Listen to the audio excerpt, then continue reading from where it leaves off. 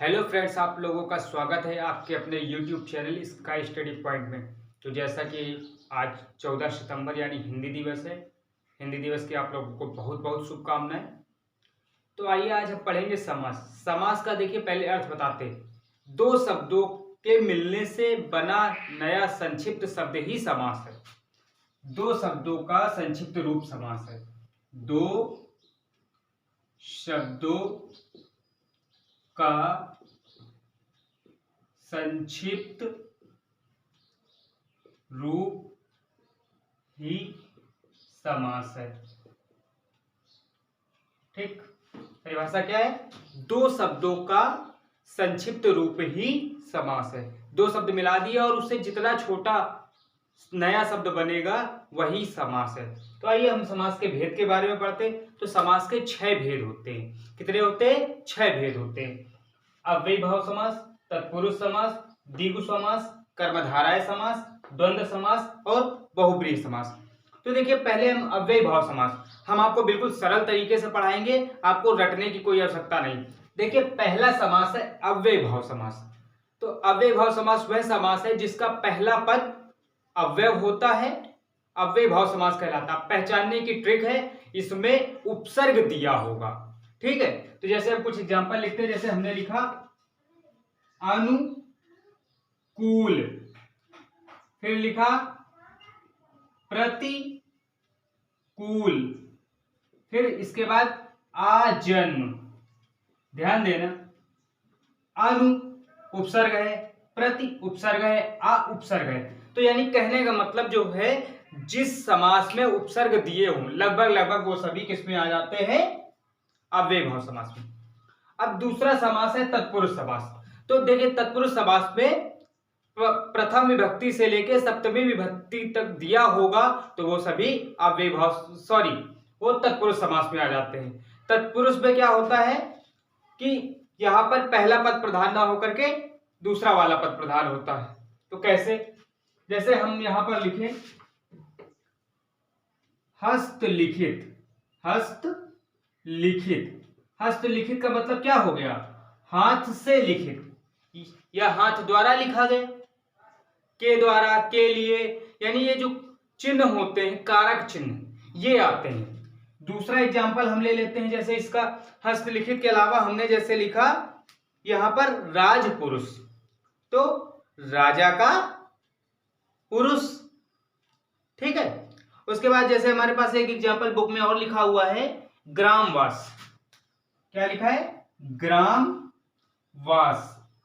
तो देखिए ग्रामवास यानी ग्राम में वास में आया।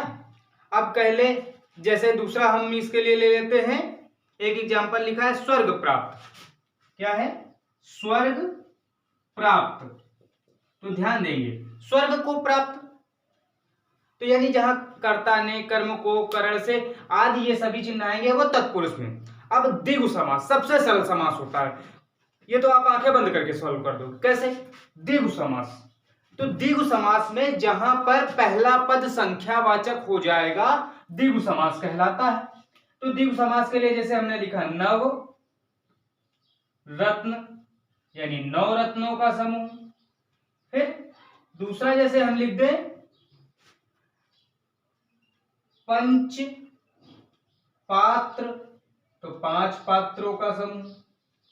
फिर हम इसमें लिख दे त्रिनेत्र, त्रिनेत्र 3 नेत्र वाला, तो ये सब द्विगु समास। फिर आता है कर्मधारय समास, जिसका पहला पद विशेषण हो अंतिम पद विशेष्य हो, कर्मधारय समास कहलाता है। जैसे हम इसके लिए कर्मधारय समास के लिए एग्जांपल लिखते हैं पीतांबर। पीतांबर, तो देखिए पीत धन अंबर, क्या इसका विग्रह हो जाएगा? पीत धन अंबर। देखिए पीत क्या है? विशेषण है। अंबर क्या है? विशेष्य है।